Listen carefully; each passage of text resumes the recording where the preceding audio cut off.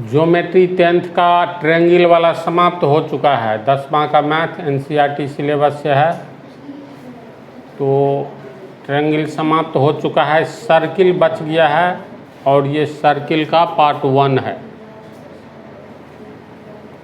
तो सर्किल का थ्योरम बतलाएंगे। इससे पहले ये जानना जरूरी है, साबित करें कि किसी सरल रेखा पर बाह्य बिंदु से खींची गई अनंत रेखाओं में लंब सबसे छोटी रेखा होती है। तो समझो इसको। मान लो ये कोई सरल रेखा है ए बी, और ए बी सरल रेखा के कोई एक बिंदु लेंगे। किसी सरल रेखा पर बाह्य बिंदु से खींची गई अनंत रेखाओं में, किसी सरल रेखा पर बाह्य बिंदु से खींची गई अनंत रेखाओं में लंब सबसे छोटी रेखा होती है। तो इसको मान लो ए बी सरल रेखा है, कोई बाह्य बिंदु का अर्थ हुआ जो बिंदु ए बी सरल रेखा पर नहीं है, इसको बाह्य बिंदु कहेंगे।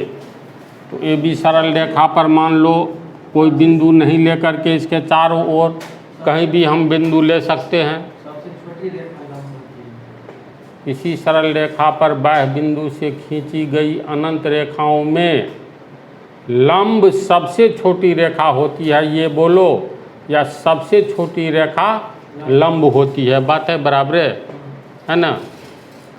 तो अगर हम लोग ए बी एक सरल रेखा लेते हैं तो बाह्य बिंदु ए बी सरल रेखा छोड़ करके कहीं पर एक बिंदु लेंगे। तो मान लो यहाँ लेते हैं। अब इस प्रश्न के अनुसार ए बी सरल रेखा पर हम अनंत रेखाएं खींच सकते हैं।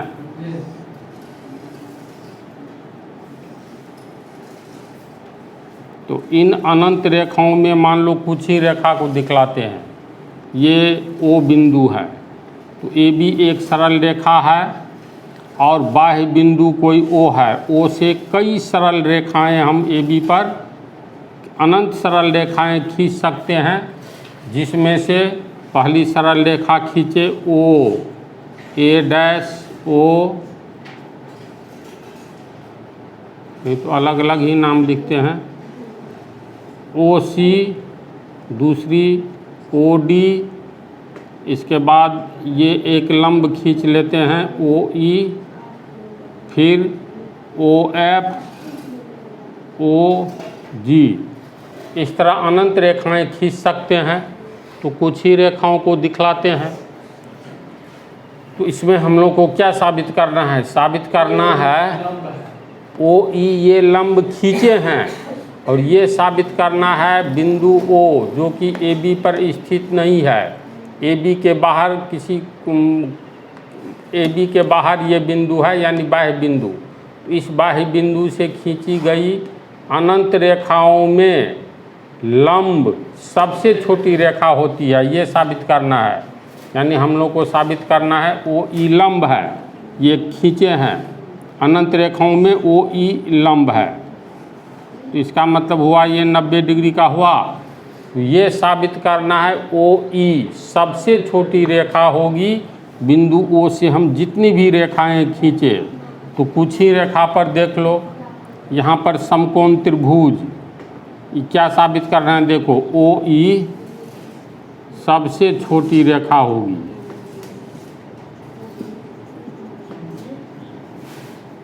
सबसे छोटी रेखा है, ये साबित करना है। तो इसको साबित करने के लिए चूँकि ओ ई ए बी पर लंब है, तो यहाँ पर कितने समकोण त्रिभुज बन गए? ढेर सारे समकोण त्रिभुज का निर्माण हो गया। पहला समकोण त्रिभुज जैसे जितना ही खींचे हैं उसमें समकोण त्रिभुज ओ ई सी हुआ ना। दूसरा समकोण त्रिभुज त्रिभुज ओ ई डी, तीसरा हो गया ओ ई एफ, चौथा समकोण त्रिभुज ओ ई जी। अगर ओ को बी से मिला दे तो अगला समकोण त्रिभुज ओ ई बी होगा। तो समकोण त्रिभुज के बारे में ये बात मालूम होगा, कर्ण सबसे बड़ी भुजा होती है। है ना ऐसी बात। तो इसका अर्थ हुआ OD। देखो ये 90 डिग्री है, तो 90 डिग्री के सामने वाली भुजा को कर्ण कहते हैं। तो समकोण त्रिभुज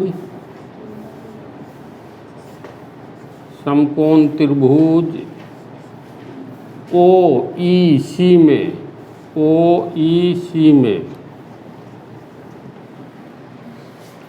तो OEC में कौन सा कर्ण होगा? 90 डिग्री के सामने CO कर्ण होगा। CO को हो या OC को हो, OC कर्ण है। और कर्ण क्यों? क्योंकि परिभाषा ही है 90 डिग्री के सामने वाली भुजा को कर्ण कहते हैं। तो समकोण त्रिभुज OEC में OC कर्ण हो गया, OE लंब हो गया, तथा OE लंब है। तो कर्ण तो लंब से हमेशा बड़ा होता है, तो लिख सकते हैं इसीलिए OC ग्रेटर देन OE, यानी OC जो है OE से बड़ा है। ये समीकरण 1।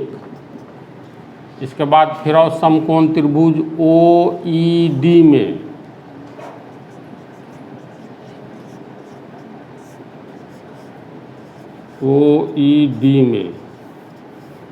तो OED में समकोण त्रिभुज है, तो 90 डिग्री के सामने वाली भुजा DO को हो या OD कर्ण होगा, OD कर्ण है। OD कर्ण है तो OE लंब हो गया, तथा OE बराबर लंब। तो एक ही समकोण त्रिभुज में कर्ण सबसे बड़ी भुजा होती है लंब और आधार से। इसका मतलब OD ग्रेटर देन OE है, OD ग्रेटर देन OE होगा। ये कर्ण है, ये लंब है। तो यहाँ लिखेंगे इसीलिए OD ग्रेटर देन OE। ये समीकरण 2 हुआ। पुनः 2 समकोण त्रिभुज ले लिए, अब तीसरा समकोण त्रिभुज लो। समकोण त्रिभुज OEF में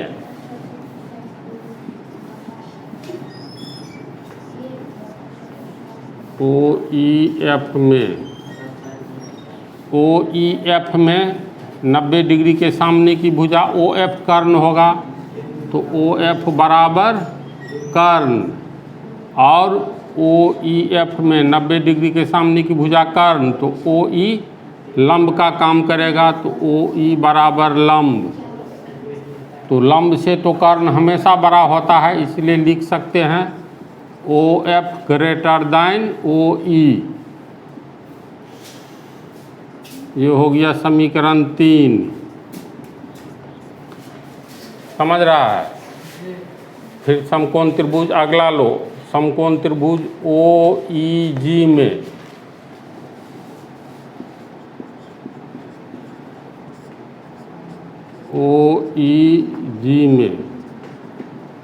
OEG में ये 90 डिग्री के सामने वाली ये भुजा कर्ण होगा और ये लंब है। तो समकोण त्रिभुज OEG में 90 डिग्री के सामने वाली भुजा OG कर्ण हो गया और OE लंब हुआ। तो लंब तो कर्ण से हमेशा छोटा होता है, यानी कर्ण बड़ा होता है, तो लिख सकते हैं इसीलिए OG ग्रेटर देन OE। इसको समीकरण 4 मान लो। इतना ही पर देखो तो इस चित्र में यहाँ पर OE से बड़ा है OF, यानी OE से बड़ा है OF। फिर समीकरण 4 में देखो OE से बड़ा है OE से बड़ा है OG। समीकरण 1 में देखो OE से बड़ा है OC ग्रेटर देन है, तो OE से बड़ा OE से बड़ा है OC। फिर समीकरण 2 देखो OD ग्रेटर देन OE, यानी OD बड़ा है OE से, तो जितना भी समकोण त्रिभुज बनेगा इसमें हम लोग समीकरण 1, 2, 3, 4 क्या बतलाता है, जो ओ ई इन सभी खींची गई रेखाओं से छोटी है, या बिंदु ओ से खींची गई जितनी भी रेखाएं हैं उन रेखाओं में ये रेखा जो है ओ ई सबसे छोटी रेखा है, जो कि इस पर लंब है ए बी पर। तो निष्कर्ष क्या हुआ, इन समीकरणों से स्पष्ट होता है कि ओ ई जो कि लंब है बाहरी बिंदु से ए बी पर खींची गई रेखा, और अन्य रेखाओं से जो उसी बिंदु से खींची गई है, इन सभी में ये ओ ई सबसे छोटी रेखा है जो कि लंब है। साबित हुआ। तो इसको नोट में हम लिख दिए हैं, समझा कि दोबारा बतलाना होगा। समझ। तो चलो अब अगले पार्ट में बुक का थ्योरम।